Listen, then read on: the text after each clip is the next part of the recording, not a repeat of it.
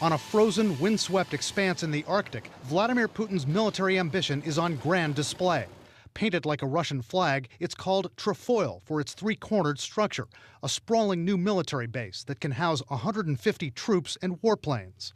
This is a lot about the projection of Russia's status, right? Russia's status is a great power, first and foremost. Second, the fact that Russia's an Arctic power.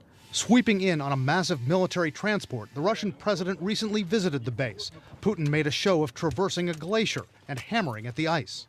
Russian troops will be living under the harshest of conditions, 18-month deployments where the temperatures can dip well below zero. These are really bases set up in perhaps some of the most inhospitable, if not the most inhospitable places on Earth. They're so cold that, short of living on another planet with no oxygen, this is one of the most dangerous and hazardous areas to operate. But Russian forces pride themselves on being able to operate in the most bitter cold conditions, even training with reindeer.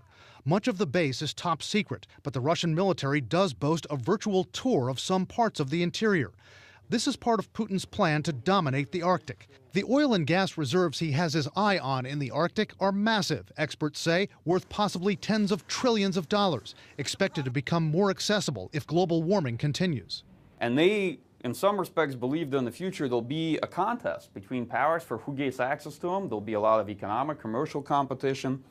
And the Russian view is this is a very difficult area to operate.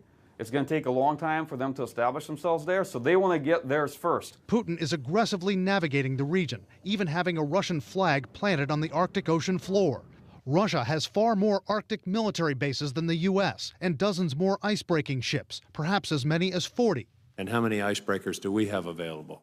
I believe it's one. 1.5. Okay, 1.5. Russia's race ahead of the U.S. in cornering the Arctic, analysts say, is a sobering illustration of Putin's broader ambitions.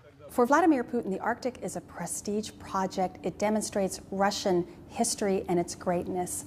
Russia can conquer anything. It can plant a flag on the North Pole. It can build a military installation. It can overcome nature.